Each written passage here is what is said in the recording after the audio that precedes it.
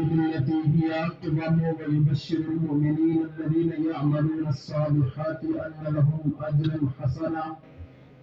آمنت بالله صدق الله العلي العظيم وصدق رسوله النبي الكريم ونحن على ذلك لمن الشاهدين والشاكرين والحمد لله رب العالمين.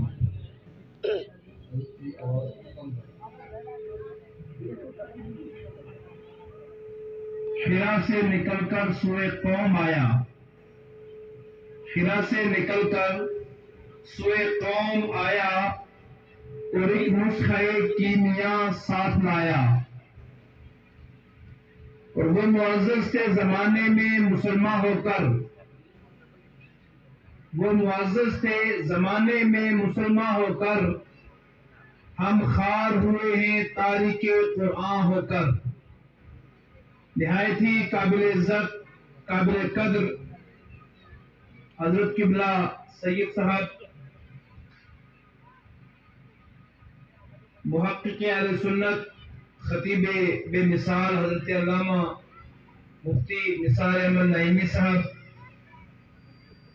حضرت مولانا محمد عارف قادری صاحب، اس ادارے کے بانی و سربراہ حضرت مولانا محمد سلیم انقلابی صاحب، یہاں پہ تشریف فرما حضرت حافظ محمد رفیق صاحب، اس ادارے کے مدرس حضرت حافظ محمد الیاس صاحب، یہاں پہ اسٹیج پہ تشریف فرما دیگر مقتدر بزرگان ملت، ہمارے سماجی کارکن وقار چودھری بھائی، میرے سامنے تشریف فرما باوقار معزز بزرگان ملت، نوجوانان اسلام، میں آپ سب کو دل کی گہرائیوں سے اہل سلونیہ کو مبارکباد پیش کرتا ہوں کہ آپ نے مولانا سلیم صاحب کے ہاتھ میں جو ایک کام دیا اور آپ نے ان پہ بھروسہ کیا، اعتماد کیا، تو آج سے تقریباً بہت کم عرصہ پہلے اس پہاڑ کی چوٹی پر، اس سنگلاخ سرزمین پر ایک چھوٹا سا کمرہ بنام مدرسہ غوثیہ قادریہ تعمیر ہوا. ہم اس کے لینٹر پہ بھی آئے، لیکن وہ دیکھتے ہی دیکھتے آج اس کا ڈبل حصہ جو ہے وہ آپ کے سامنے تعمیر ہے، اور ہم اور آپ سب اس کے اوپر بیٹھے ہوئے ہیں ماشاءاللہ. میں اس کے لیے مولانا سلیم صاحب کو، ان کے ساتھیوں کو اور آپ عوام کو، سلونیہ کے باغیور مسلمانوں کو دل کی گہرائیوں سے مبارکباد پیش کرتا ہوں کہ آپ نے یہ ایک ایسا درخت لگایا ہے. آپ نہیں ہوں گے، مولانا سلیم صاحب نہیں ہوں گے، ہم نہیں ہوں گے، لیکن یہ چیز ہمیشہ باقی اور جاری اور ساری رہے گی. سبحان اللہ. آپ حضرات نے صبح سے لے کے اب تک بہت اچھی اچھی تقریریں سماعت کر لی ہیں. اب کسی تقریر کی ضرورت اور حاجت بھی نہیں. اتنے عمدہ خطابات کے بعد حضرت قبلہ مفتی نثار احمد نعیمی صاحب، جن کے لیے ہم بطور فخر یہ کہا کرتے ہیں کہ مفتی نثار صاحب ہمارے اہل سنت والجماعت میں اللہ کی طرف سے ایک نعمت ہے. سب بولے سبحان اللہ. اللہ تعالیٰ ان کو سلامت رکھے. مفتی صاحب جب بولتے ہیں تو میرا دل کرتا ہے کہ میں سنتا رہوں. اللہ تعالیٰ ان کی عمر میں، علم میں، اقبال میں، عزت میں بلندی عطا فرمائے. میں تھوڑی دیر آپ کے سامنے حاضر ہوں. مجھے حضرت قبلہ سید صاحب کا حکم ہوا ہے کہ آپ نے آج قرآن کے تعلق سے گفتگو کرنی ہے.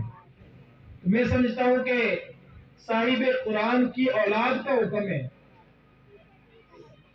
صاحب قرآن کی اولاد کا حکم ہے کہ سیدوں کے جد اعلیٰ پر نازل ہونے والی کتاب قرآن کریم کے تعلق سے بات کی جائے. تو آپ سب حضرات تیار ہیں سننے کے لیے انشاءاللہ؟ تو درود حضور پڑھ لیجئے. صلی اللہ علیہ رسول اللہ وسلم علیکہ یا حبیب اللہ صلی اللہ علیک وسلم.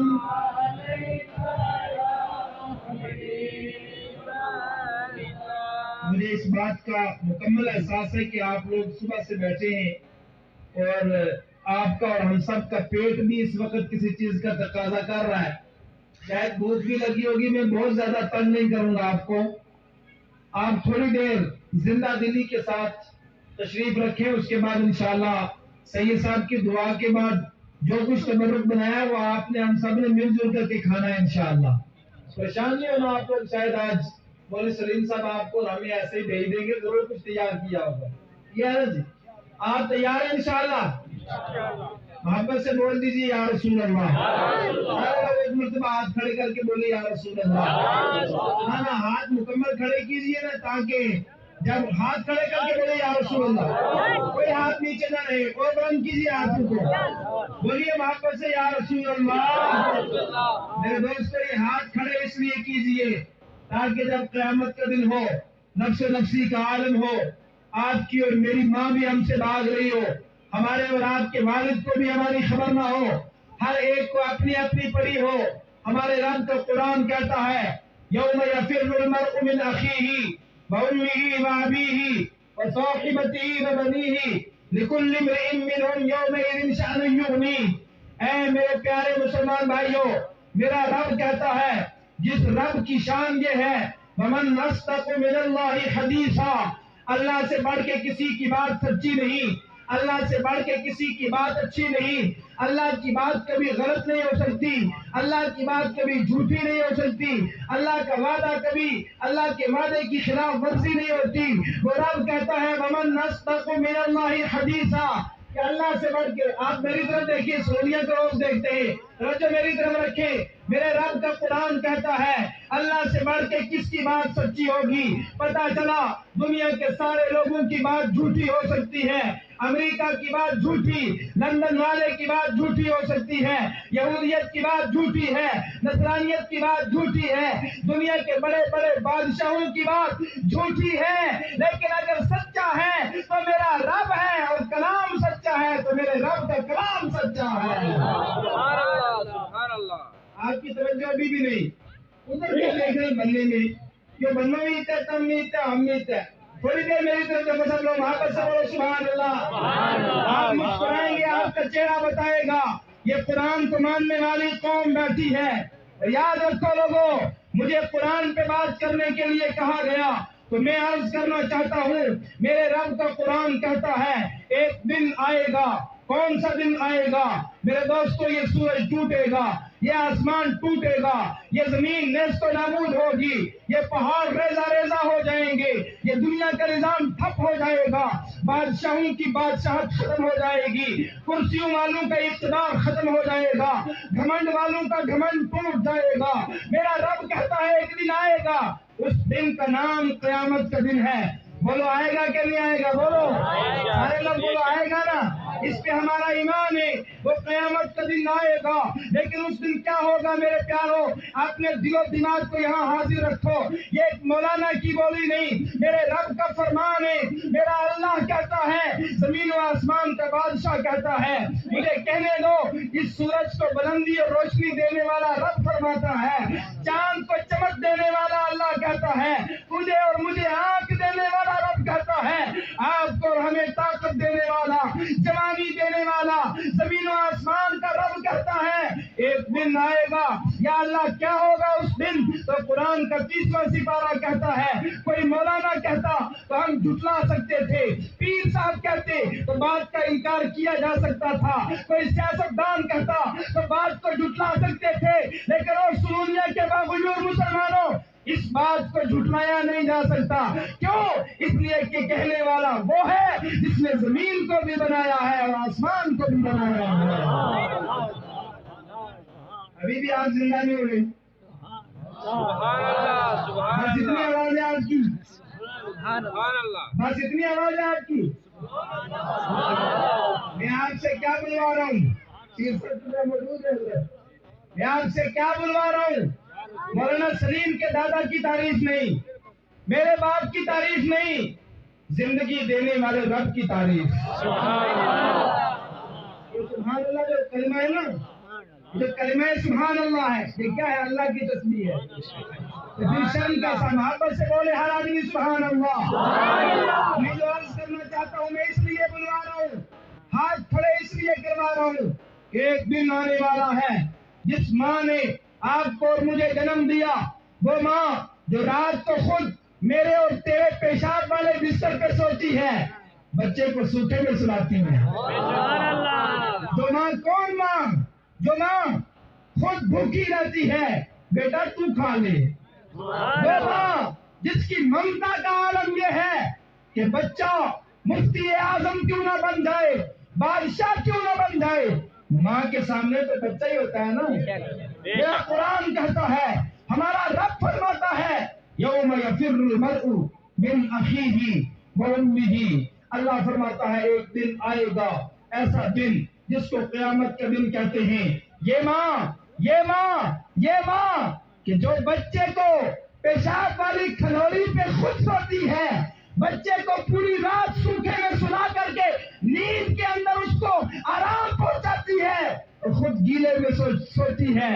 لیکن میرے دوستو ایک دن آئے گا، اللہ کہتا ہے یہ ماں بھی اس دن بچے سے بھاگتی ہوئی نظر آئے.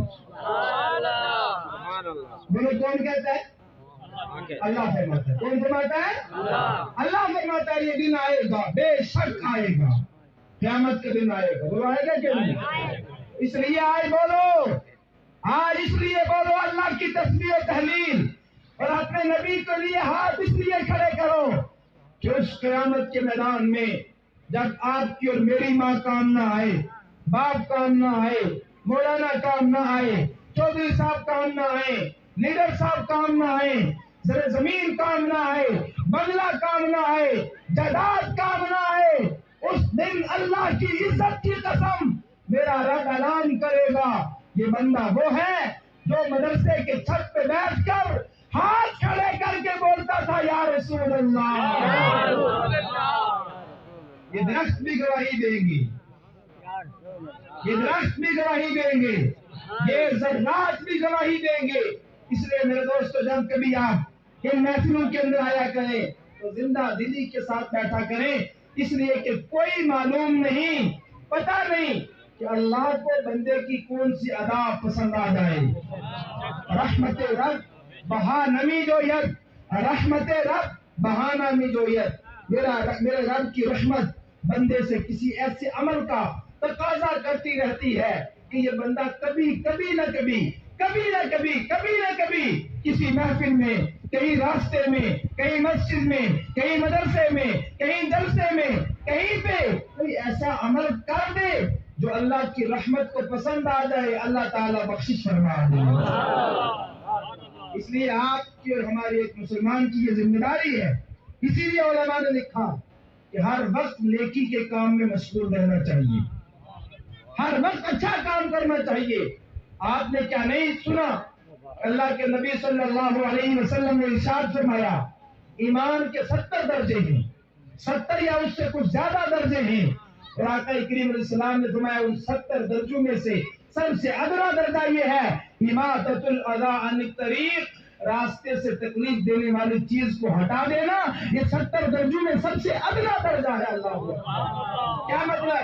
اللہ تبارک و تعالیٰ کی یہ منشا ہے، رب تبارک و تعالیٰ کی یہ منشا ہے کہ میرا بندہ کچھ نہ کچھ اچھا کرے جو مجھے پسند آ جائے، میں اپنے بندے کو جنت کا حقدار بناؤں. ملت اسلامیہ، ہم اور آپ آج میں تقریر نہیں، 2 4 5 دل کی باتیں آپ سے کرنا چاہتا ہوں. وہ دل کی باتیں کر کے آپ سے اجازت چاہوں گا، لیکن آپ سے ایک التماس ہے، گزارش ہے، جو میں دل کی باتیں کرنا چاہوں وہ آپ کانوں کا سواد لے کر سن کر کے گھر نہ چلے جائیں کہ بڑی اچھی تقریر کی، بلکہ دل کی تختی پر لکھ کر کے لے جائیں. اگر پوری محفل میں کسی ایک بندے کا دل بھی بدل گیا، مولانا سلیم کی اور سب علماء کی محنت وصول ہو جائے گی. اسلام، اللہ تبارک و تعالیٰ نے ہمارے اور آپ کے نبی جناب محمد رسول اللہ صلی اللہ تعالی علیہ وسلم کو آخری نبی بنا کے بھیجا، انبیاء کا سردار بنا کے بھیجا. پیدا کرنے والا ایک اللہ ہے، وہی رب ہمارے اور آپ کے نبی کا بھی رب ہے، اسی نے پیدا کیا، وہی خالق ہے، اس نے ہمارے نبی کو دنیا میں بھیجا۔ اب اللہ بھیج رہا ہے، نبی آ رہے ہیں، اللہ نے خالی ہاتھ نہیں بھیجا بلکہ قرآن جیسا عظیم معجزہ عطا فرما کر کے بھیجا۔ قرآن پہ بات کرنی ہے، آپ دل و دماغ حاضر رکھے اور پیغام لے کے جائیں۔ اللہ نے اپنے نبی کو کیا عطا کیا؟ سب لوگ بولیں گے کیا عطا کیا؟ تھوڑی دیر آپ اٹھک بیٹھک بند کر دیں، میری طرف توجہ، پوری توجہ میری طرف۔ قرآن بولیں گے تو مجھے بھی بولنے میں لطف آئے گا۔ اللہ نے اپنے نبی کو بھیجا، ہمارے اور آپ کے پیغمبر کو بھیجا، قرآن دے کر کے بھیجا۔ اب یہ قرآن جو اللہ نے عطا فرمایا تو کیسا ہے مجھے کہنے دیجیے۔ توریت اللہ کی کتاب، زبور اللہ کی کتاب، انجیل اللہ کی کتاب، اللہ نے اپنے نبیوں کو کتابیں عطا فرمائی، اور اپنی شان کریمی سے اللہ نے انبیاء و مرسلین کو کتابیں عطا فرمائیں، لیکن ان نبیوں نے اپنے زمانے میں ان کتابوں کی ترویج و اشاعت اور ان کتابوں کی، ان کتب سماویہ کی تعلیمات اپنی قوم تک پہنچائیں، لیکن ہر قوم، ہر نبی کی قوم نے ان کتابوں کے اندر تحریف کر دی، فیبریکیشن ہو گئی، ان کتابوں کے اندر رد و بدل ہو گیا، کہیں گھٹا دیا، کہیں بڑھا دیا۔ تو اس قوم نے خود اپنے ہاتھ سے یہ ظلم عظیم کیا کہ نبیوں پر اتری ہوئی کتابوں میں انہوں نے تحریف کر دی، لیکن اللہ نے جب قرآن ہمارے نبی کو دیا تو دینے والا اللہ، قرآن کلام اللہ کا، قرآن کتاب اللہ کی، اللہ نے دی، اور اللہ نے صرف دی نہیں بلکہ کہا او میرے حبیب کلام میرا ہے، لے جا آپ رہے ہو۔ آپس سے بولیے قرآن کتاب میری ہے، لے جا آپ رہے ہو، دینے والا میں ہوں، لینے والا سینہ آپ کا ہے، لیکن او نبی باقی نبیوں کو جو کتابیں دی تھی دینے والا ان کتابوں کو بھی میں ہی تھا، وہ کتابیں بھی اتارنے والا میں ہوں، لیکن ان کی حفاظت کی ذمہ داری میری نہیں۔ آپس سے بولو سبحان اللہ۔ لیکن جب قرآن کی باری آئی، اللہ نے قرآن نازل فرمایا تو فرمایا وَبِالْحَقِّ أَنزَلْنَاهُ وَبِالْحَقِّ نَزَلَ۔ اللہ نے کہا یہ کتاب قرآن جو محمد عربی کے سینے پہ اتار رہا ہوں، یہ حق کے ساتھ اتار رہا ہوں اور یہ حق لے کر کے جا رہی ہے۔ اور پھر فرمایا إِنَّا نَحْنُ نَزَّلْنَا الذِّكْرَ وَإِنَّا لَهُ لَحَافِظُونَ۔ او حبیب تجھے یہ کتاب دینا بھی میرا کام ہے، اور قیامت تک اس کتاب کی حفاظت کرنا یہ بھی میرا کام ہے۔ اب ایک کتاب قرآن کی شان سمجھ میں آئی، یہ تو ساری دنیا کہتی ہے کہ قرآن اللہ کا کلام ہے اور بے شک ہے، لیکن اس قرآن کے کمال بر کمال یہ ہے کہ جہاں یہ اللہ کی کتاب ہے، اللہ کا کلام ہے، وہیں اس کی حفاظت کرنے والا بھی اللہ رب العالمین ہے۔ اب اگر قرآن زندہ ہے، بولو قرآن باقی ہے کہ نہیں؟ بولو واپس سے بولو قرآن باقی ہے کہ نہیں ہے؟ قیامت تک باقی رہے گا کہ نہیں رہے گا؟ لیکن یہ کمال قرآن باقی رہنے کا جو کمال ہے، یہ کسی مولانا کا کمال نہیں، یہ مسلمانوں کا اپنا کمال نہیں۔ میں نے پہلے آپ سے عرض کی کہ کتابیں اور بھی آئیں، لیکن ساری کتابوں میں رد و بدل ہو گیا، تحریف ہو گئی، لیکن دنیا نے قرآن میں کرنا چاہی، بدلنا چاہا، قرآن نہیں بدلا، نہ بدلے گا، اس لیے کہ ہے قول محمد قول خدا، فرمان نہ بدلا جائے گا، بدلے گا زمانہ لاکھ مگر قرآن نہ بدلا جائے گا۔ کیوں نہیں بدلے گا قرآن؟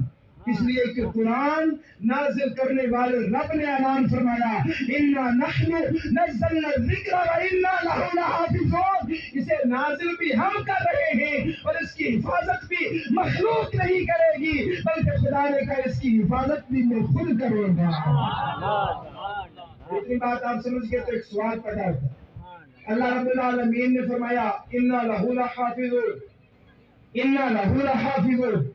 یہاں علماء موجود ہیں، پہلے تو اللہ نے کہا اِنَّا، پہلی تاکید یہ ہے اِنَّا بے شک ہم، یہاں حروف مشبہ بالفعل میں سے اِنَّا اللہ نے استعمال کیا، جس کا معنی ہے بے شک، وداؤٹ اینی ڈاؤٹ، بے شک۔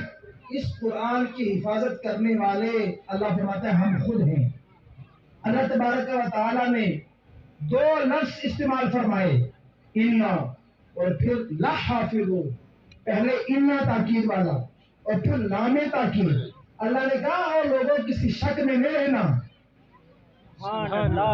مکہ والوں کسی شک میں نہیں رہنا، کہیں یہ نہیں سمجھنا یہ عبداللہ کے بیٹے کا کلام ہے، کہیں یہ نہیں سمجھنا یہ عبد المطلب کا پوتا محمد اپنے منہ سے اس کلام کو بنایا، نانا یہ ہمارا کلام ہے۔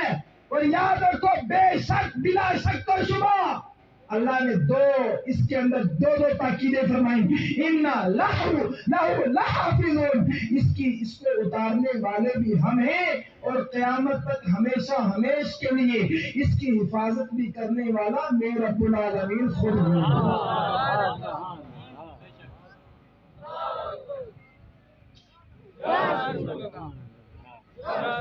برادران ملت اسلامیہ، وقت بہت مختصر ہے، میں جلدی سے آپ کے ذہن کے قریب پہنچ کر کے آپ کو یہ پیغام دینا چاہتا ہوں کہ ہمارے پاس جو قرآن ہے یہ اللہ کا کلام ہے، اور اس کا محافظ، اس کی حفاظت کرنے والا بھی اللہ ہے۔ لیکن سوال یہ پیدا ہوا کہ اللہ تعالیٰ اس کی حفاظت فرماتا کیسے ہے، کیسے اس کی حفاظت فرماتا؟ تو مجھے کہنے دیجیے، اللہ نے اس کی حفاظت کا انتظام اپنے نبی کی امت کے، اپنے نبی جن پر قرآن نازل کیا، اپنے نبی کی امت کے علماء اور حفاظ کو اللہ اس کی حفاظت کا ذریعہ بنا دیتا ہے۔ اسلامی ساری دنیا کے اندر آپ نے پڑھے لکھے لوگ بھی یہاں موجود ہیں، ساری دنیا کے اندر جتنا کفر ہے، ساری کفر کی مشینری قرآن کو مٹانے پر ہے۔ کبھی قرآن کو جلاتے ہیں، توجہ میری طرف، کبھی قرآن کو جلاتے ہیں، کبھی قرآن کو پیروں کے نیچے رونتے ہیں، کبھی قرآن کو معاذ اللہ چوراہوں پر اس کی توہین کرتے ہیں، کبھی قرآن کو کسی طریقے سے، کبھی کسی طریقے سے جلا کر کے یہ پیغام دینا چاہتے ہیں کہ ہم مسلمانوں کے پیغمبر پہ اترنے والی کتاب کو مٹا دیں گے۔ لیکن یہ ان کی بھول ہے، وہ کوشش نبی پاک کے زمانے سے کفر کرتا آ رہا ہے لیکن ناکام ہو رہی ہے، ان کی کوشش کامیاب نہیں ہو رہی ہے۔ کیوں؟ اس لیے کہ اللہ نے اعلان فرما دیا، اور لوگوں تم میرے نبی پہ اتری ہوئی میری اس کتاب قرآن کریم کو مٹانا چاہتے ہو، لیکن تم قرآن کے ایک نسخے کو جلا سکتے ہو، تم قرآن کے ایک نسخے کو پھاڑ سکتے ہو، تم قرآن کے ایک نسخے کی توہین کر سکتے ہو، لیکن میرے نبی کی امت میں ایک جگہ ہے، ایک بلڈنگ ہے، ایک عمارت ہے، ایک بلڈنگ ہے جس کا نام مدرسہ ہے۔ جس کا نام کیا ہے؟ مدرسہ ہے۔ کفر والے کافر ایک قرآن کو جلائیں گے، سال کے بعد یہ مدرسے جنہیں مسلمان اپنی زکوٰۃ و صدقات سے، اپنے پیسوں سے، اپنے عشر سے، اپنے جناب والا عطیات سے چندہ کر کے، ڈونیشن کر کے بناتے ہیں، یہ مدرسہ کسی عام بلڈنگ کا نام نہیں، مجھے کہنے دو، مدرسہ قرآن کی حفاظت کرنے والے اڈے کا نام ہے۔ مدرسہ قرآن کی فیکٹری کا نام ہے۔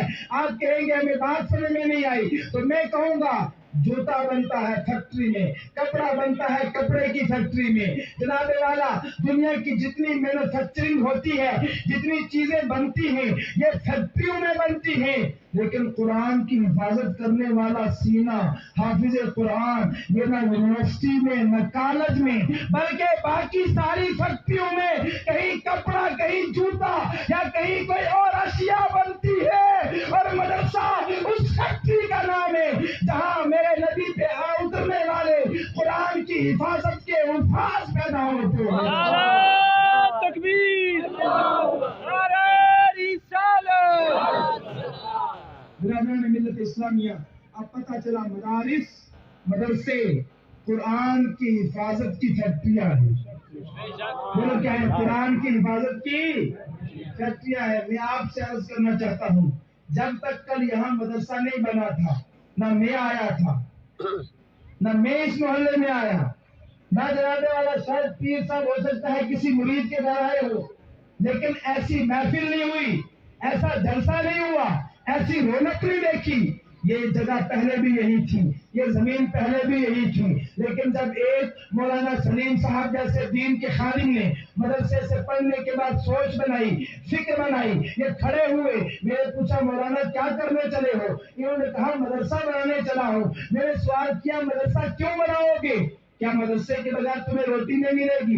کیا مدرسے کے بغیر تمہیں روزی نہیں ملے گی؟ کیا مدرسے کے بغیر تمہارا گھر نہیں چلے گا؟ کیا مدرسے کے بغیر تمہارے گھر میں چولہا نہیں جلے گا؟ تو مدرسہ بنانے والا مولانا جواب دے گا قوم کو کہ اگر میں مدرسہ نہ بناؤں اللہ روزی تب بھی دے گا، روٹی تب بھی دے گا، لیکن مدرسہ بنانے کا مشن یہ ہے کہ میری قوم کے بچے یہاں سے اللہ کی کتاب قرآن کو پڑھ جائیں۔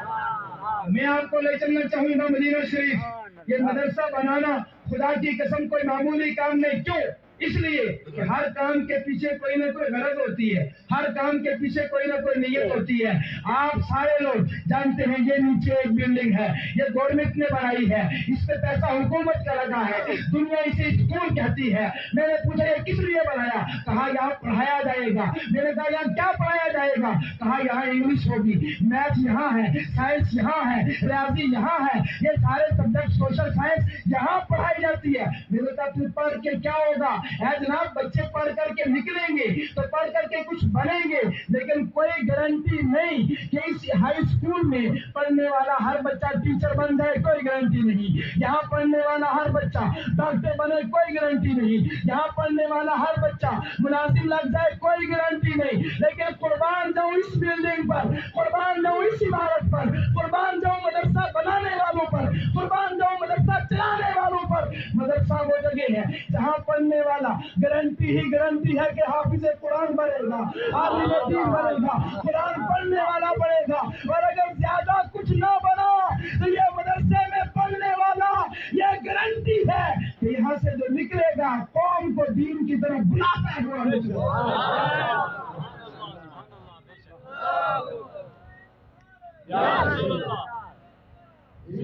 برادران ملت اسلامیہ، میں اپنی قوم کو جگانا چاہتا ہوں اور پیغام دینا چاہتا ہوں ہمارے مسلمانوں یاد رکھو، امریکہ کہتا ہے قرآن کو مٹاؤ۔ توجہ میری طرف، بولو قرآن مٹے گا؟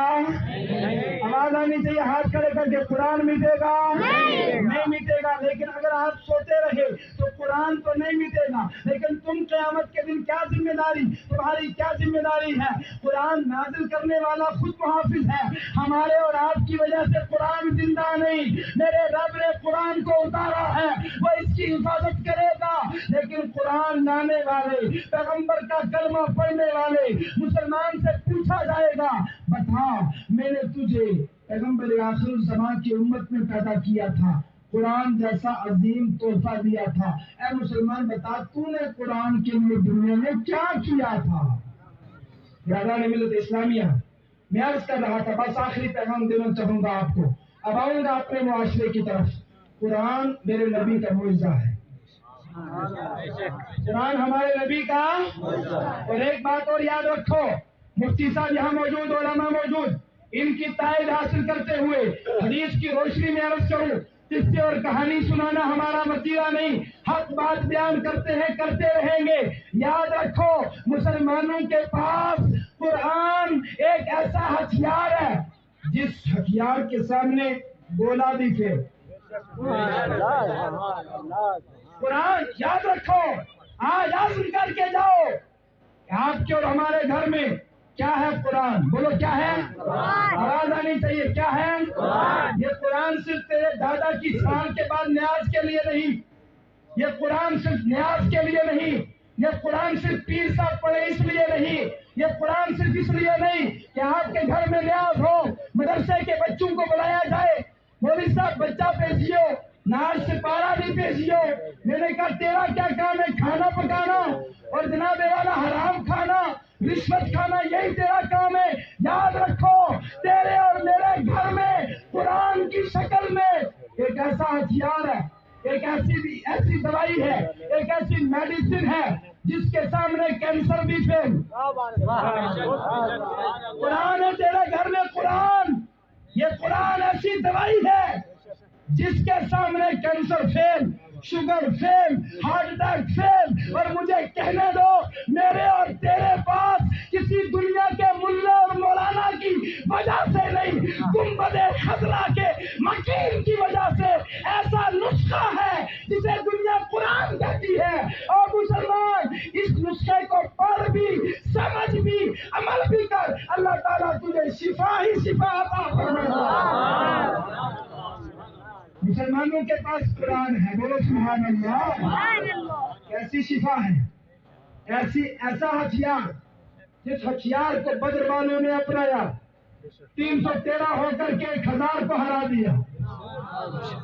بدر والوں کے پاس تو ہتھیار پاورفل تھا، وہ تلوار نہیں تھی، وہ لشکر نہیں تھا، وہ جناب والا نیزہ اور برچھی نہیں تھا۔ مجھے کہنے دو بدر والے اس لیے جیتے کہ انہوں نے قرآن کو اپنا ہتھیار بنایا تھا۔ احد والے اس لیے جیتے، کربلا میں میرے نبی کے نواسہ حسین اس لیے زندہ ہو گئے کہ اپنے نانا کے سینے پر اترنے والی کتاب قرآن کو حسین اعظم نے سینے سے بھی لگایا تھا، سر پہ بھی رکھا تھا، اور دنیا کو کہا تھا میں اس نانا کا نواسہ ہوں کہ جس نانا کے سینے پہ جبرائیل قرآن لے کر کے آیا۔ اگر اتنی بات آپ سمجھ گئے تو میں آپ سے بات کرنا چاہتا ہوں، اپنے آپ سے اور آپ سے۔ کون کون چاہتا ہے کہ گھر میں بیماریاں ختم ہوں؟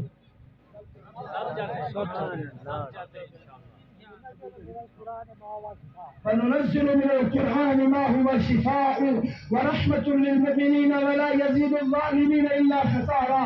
اے بیماروں، میرے رب کے نسخے شفا کو چھوڑ کر ڈاکٹروں کے در بدر مت گھومو۔ اگر اس سے پہلے قرآن نہیں پڑھا تھا، آج سے عادت بنا لے قرآن پڑھوں گا، بیماریاں دفع ہو جائیں گی۔ بس یہی پیغام ہے، قرآن پڑھنا شروع کر دو، بولو انشاءاللہ۔ یاد رکھیے یہ قرآن جو بات عرض کرنے لگا تھا وہ یہ قرآن مسلمان کے لیے کافی ہے۔ اولم یکفہم انا انزلنا علیک الکتاب۔ صحابہ اکرام کے راستے میں جا رہے تھے، بعض صحابہ اکرام ایک دن کہیں راستے میں جا رہے تھے، انہیں کچھ، اور آپ تو نہیں کہہ سکتے، ہم کہنے کچھ پتے یا کوئی چیز ملی راستے میں۔ بعض صحابہ اکرام 2 تھے یا 3 تھے، اسماء گرامی مجھے یاد نہیں، صحابہ راستے میں جا رہے تھے، کچھ پڑا زمین پہ پڑا ہوا ملا، اس پر کچھ حروف لکھے ہوئے تھے۔ وہ صحابہ نے اٹھایا، جب دیکھا کہ اس پر کچھ لکھا ہے تو وہ حروف، وہ لکھت، وہ تحریر جو بھی تھی وہ انہوں نے اٹھائی اور سرکار مدینہ علیہ السلام کی بارگاہ میں پہنچے۔ نبی پاک علیہ السلام کے پاس ہے، توجہ میری طرف، صحابہ اکرام لے کر کے سرکار کے پاس پہنچے اور سرکار علیہ السلام سے کہا یا رسول اللہ، ہم راستے میں جا رہے تھے، یہ کچھ ہمیں اور آپ ملے ہیں جن پہ کچھ لکھا ہے۔ سرکار نے دیکھا، سرکار نے فرمایا یہ تورات کے الفاظ ہیں۔ کیا ہے؟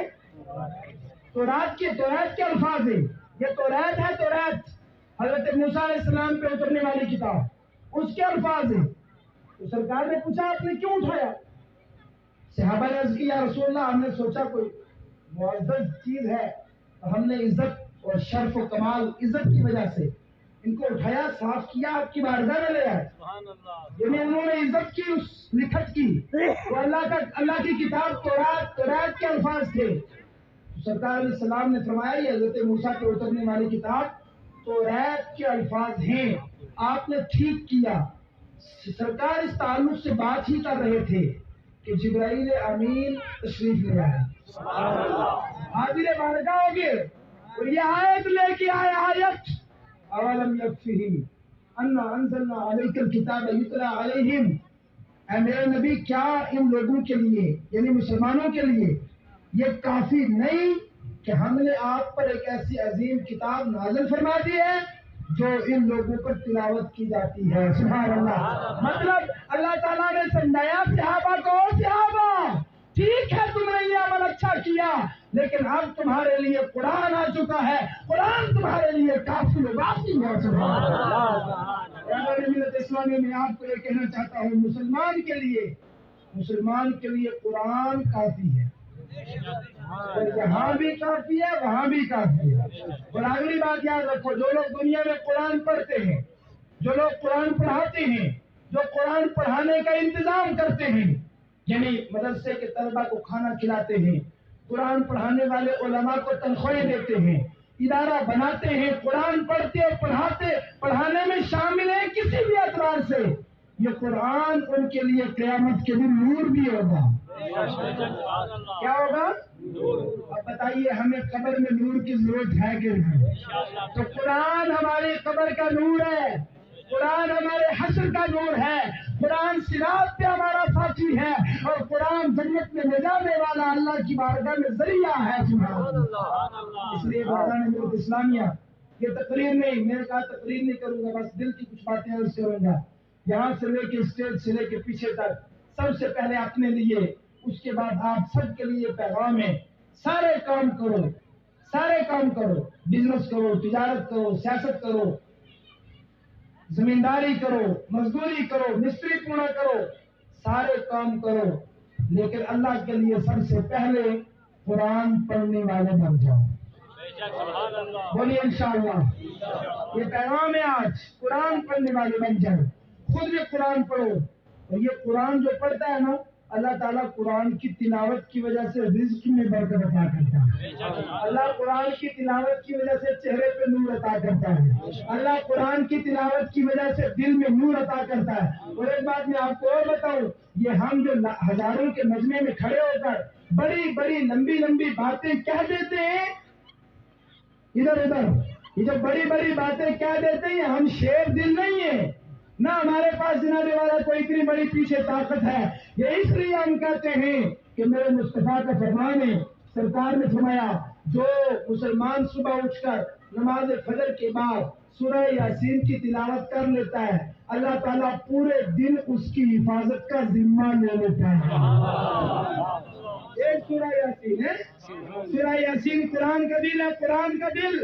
اے ناول پڑھنے والوں، اے رات بھر موبائل دیکھ کر کے گانے سننے والوں، اے پوری رات گندی فلمیں دیکھنے والوں، اے دن اور رات یوٹیوب اور فیس بک اور واٹس ایپ استعمال کرنے والے میرے نوجوانوں، خدا کے لیے اگر دل کا سکون چاہتے ہو، اللہ کی کتاب قرآن پڑھنا شروع کر دو۔ یہ قرآن پڑھنے کے لیے ہے، یہ قرآن عمل کرنے کے لیے ہے۔ بہت بڑی بدعت ہے ہمارے سماج میں، بہت بڑی بدعت ہے، اس بدعت سے ہم سب کو باز آنا ہے کہ معمولی باتوں پر ہم جو قرآن کی قسم کھانے لگتے ہیں۔ سب بولو استغفر اللہ، بولو استغفر اللہ۔ اگر آپ کو اور ہم میں سے کسی کو عادت ہے تو باز آئے کہ آج کے بعد قرآن کی قسم نہیں کھاؤں گا، بلکہ قرآن کو اس لیے پڑھوں گا کہ میرے دل کی بیماریاں دور ہو جائیں، قرآن کو اس لیے پڑھوں گا کہ میرے دل میں سرور آ جائے، قرآن کو اس لیے پڑھوں گا کہ میرے نامہ اعمال میں نیکیاں لکھ دی جائے۔ یہ قرآن ہمارے پاس اتنا بڑا ذریعہ ہے۔ میرے نبی نے فرمایا کہ جو قرآن کا ایک حرف پڑھتا ہے، اللہ تعالیٰ اس کو 10 نیکیاں عطا فرماتا ہے۔ ایک حرف پہ کتنے نیکیاں؟ سرکار نے فرمایا الف لام میم لیس بحرف بل الف حرف لام حرف میم حرف۔ سرکار نے فرمایا جو ایک حرف پڑھے گا اللہ اسے 10 نیکیاں دے گا۔ پھر مثال کے لیے، وضاحت کے لیے فرمایا کہ اگر کوئی الف لام میم پڑھے گا تو یہ ایک حرف نہیں بلکہ الف الگ حرف ہے، لام الگ ہے، میم الگ ہے، صرف الف لام میم پڑھے گا اللہ 30 نیکیاں عطا فرمائے گا۔ یہ جو 30 پارے پڑھے گا، پھر جو 30 سورتیں پڑھے گا، پھر جو 30 صفحات پڑھے گا، اس لیے آپ عادت بنا لیں کہ صبح اٹھ کر نماز کے بعد قرآن کی تلاوت کریں گے انشاءاللہ، کریں گے انشاءاللہ۔ اگر کسی کو قرآن پڑھنا نہیں آتا تو وہ اپنے مقدر پہ روئے کہ مجھے اللہ نے آنکھیں دی ہیں، زبان دی ہے، باتیں کرنی آتی ہے، غیبت کرنی آتی ہے، دکان پہ بیٹھ کے لوگوں کے لیے تنگوسلے کرنے آتے ہیں، اللہ میں کتنا کم نصیب ہوں کہ مجھے تیری کتاب پڑھنی نہیں آتی۔ اور خوش نصیب ہے وہ کہ جسے اللہ آپ اس کی زبان سے قرآن جاری فرما دیتا ہے۔ اس لیے جن لوگوں پر قرض ہے وہ بھی سنیں، جن پہ قرض ہے وہ قرآن کی تلاوت کرے اس نیت سے کہ میرا قرض اتر جائے گا انشاءاللہ۔ یہ میسج ہے تو کوئی نہیں، بس پیغام ہے۔ گھروں میں میری مائیں اور بہنیں بھی سن رہی ہیں، جن کو اولاد نہیں، پڑھو قرآن۔ اور میں آپ کو ایک وظیفہ بتا رہا ہوں، وظیفہ للہ ملک السماوات والارض یخلق ما یشاء یہب لمن یشاء اناثا ویہب لمن یشاء الذکور او یزوجہم ذکرانا واناثا ویجعل من یشاء عقیما۔ جس کو اولاد نہیں وہ اس آیت کا کثرت سے ورد کرے، میرا اللہ اولاد عطا فرمائے۔ جس کے رزق میں برکت نہیں وہ خوب پڑھا کرے، ان اللہ یرزق من یشاء بغیر حساب۔ قرآن پڑھ رزق میں برکت آئے گی، قرآن پڑھ قرض اتر جائے گا، قرآن پڑھ روزگار ملے گی، قرآن پڑھ گھر میں خیر ہوگی، قرآن پڑھ تیرا چہرہ بھی چمکے گا اور قبر بھی چمکے گی انشاءاللہ تعالی۔ یہ تو آپ نے قرآن پڑھنے کی عادت بنانی ہے، پڑھیں گے انشاءاللہ تعالی، عمل کریں گے انشاءاللہ تعالی اس پر۔ ایک بات یہ اور دوسری بات جو میں نے شروع میں عرض کی، آخری بات بس، بات ختم، نماز کا وقت بسر کے قریب ہے، وہ یہ کہ یہ مدرسے جو ہیں، دیکھیں آپ سب لوگ جتنے موجود ہیں علماء کے علاوہ ہر آدمی کوئی نہ کوئی کام کرتا ہے کہ بڑا نہ کرتا ہے کہ ہر آدمی کوئی نہ کوئی کام کرتا ہے۔ کس لیے کرتا ہے، کیوں کرتا ہے؟ ضرورت ہے نا، مزدوری کرتے ہیں، زمینداری کرتے ہیں، پھیری کرتے ہیں، تجارت کرتے ہیں، دکان کرتے ہیں کہ نہیں کرتے ہیں؟ توجہ ہے نا سب کی؟ بس آخری گال کہہ کے چلے ہو، ہر آدمی کام کرتا ہے اس لیے کرتا ہے کہ ضرورت ہے۔ تو یہ جو قوم ہے، یہ ٹوپی اور داڑھی والی، یہ مدرسوں والے جو ہیں، کیا انہیں ضرورت نہیں؟ بولے نا ضرورت ہے کہ تم نے دیکھو کہ مدرسہ بڑھانا ہو، چلانا ہو، امام صاحب، خطیب صاحب، مفتی صاحب، حافظ صاحب، قاری صاحب، اللہ ماشاء اللہ تم نے دیکھا ان میں سے کوئی مزدوری کرتا ہے، کوئی جناب والا تجارت، ٹھیکیداری، نمبرداری کوئی کرتا ہے؟ نہیں کرتا۔ آپ سب لگے اپنے لیے، سچی بات ہے، یہ پوری قوم لگی ہے، آفیسر صاحب اپنے لیے، لیڈر صاحب اپنے لیے، سرپنچ صاحب اپنے لیے، چوکیدار صاحب اپنے لیے، مزدور اپنے لیے، مستری اپنے لیے، ماسٹر اپنے لیے، ٹیچر اپنے لیے، ڈاکٹر اپنے لیے، جناب اگر 60-70-80 ہزار سے پیٹ نہیں بھرتا چاہے پارٹ ٹائم چیک کرو، 400 فیس اپنے لیے، برا نہیں کہہ رہا ہوں، وہ بھی صحیح بات ہے، اپنے لیے۔ لیکن ہمارے دین کا کام کرنے والے عالم، تیرے مقدر پہ قربان جاؤں، تیرے اپنے لیے وہی 7-8-10 لاکھ، اور مدرسہ بنانے کے لیے یہاں سے جموں تک گھر بدل ہے کہ گھر، پتا چلا سارے لوگ اپنے لیے ہیں، مولانا اور عالم قوم کے لیے ہیں۔ میں آپ سونیے کے لوگوں سے پوچھنا چاہتا ہوں، میں آپ کے گھر کا ہوں، یو پی بہار بنگال سے نہیں آیا، میں آپ سے سوال کرنا چاہتا ہوں، یہ مولانا سلیم نے وہ وہاں سے لے کے یہاں تک جو مدرسہ بنایا، آپ نے زمین دی، کیا اگر یہ مدرسہ یہ نہ بناتے تو کیا ان کا گھر نہ چلتا؟ بولو آپ بھیا، بولو نہ چلتا کہ نہیں چلتا؟ یہ کہیں پڑھاتے 8-10 ہزار روپے جیسے اور لیتے یہ بھی لیتے تو صابن تیل اپنے گھر کا چلتا، لیکن یہ کام انہوں نے اپنے لیے نہیں، اپنے بھائی کے لیے نہیں، اپنے بچے کے لیے نہیں، بلکہ ساری امت مسلمہ قوم مسلم کے لیے کیا ہے۔ اب یہاں یہ تو نہیں انہوں نے مدرسہ بنایا تو یہاں بورڈ لگے گا کہ صرف حفظہ کا نکاح پڑے گا، ٹھٹرانا نہ، بلکہ جو بھی مسلمان ہے وہ یہاں پڑھے گا۔ بولو وہاں پر سبحان اللہ، پڑھ رہے، پتہ چلا سب لوگوں کا کام اپنے لیے، عالم کا کام پوری قوم کے لیے ہوتا ہے، عالم سب کا سانجھا ہوتا ہے۔ اس لیے میں آپ کو مبارکباد دیتا ہوں۔ اور ایک بات اور عرض کروں آپ کو آخری مثال کے طور پہ، کیا ادارے کی وجہ سے علاقہ روشن ہوتا ہے۔ ہم نے ڈنگلا کے اندر ادارہ بنایا، آپ لوگ جانتے ہیں نا، جانتے ہیں آپ، بہت بڑا ادارہ بنا، اللہ کرے وہ اور بڑا بنے۔ حضرت اس سے پہلے ڈنگلا کا نام لینے میں ہمیں شرم آتی ہے، ہم جب کہیں جاتے تھے تو ہم اپنا ایڈریس ڈنگلا نہیں بولتے، ڈنگلا ہے ہی ڈنگو ہے، میں ڈنگو نہ آئے اس میں. ہم راجوری جاتے, مینڈر جاتے, سرن کوٹ جاتے, جہاں بھی جاتے, ہم ڈنگلا کا نام نہیں لیتے تھے, شرم آتی. لیکن آج ڈنگلا کا نام, ڈنگلا والے جہاں جاتے ہیں نا, اپنے تعارف کراتے ہیں, جی آپ کون رہتے ہیں, جی وہ مفتی بشارت صاحب کا مدرسہ ہے کوڑا میں. اس کو ویڈیو کو بند کر دیں. پتا چلا تو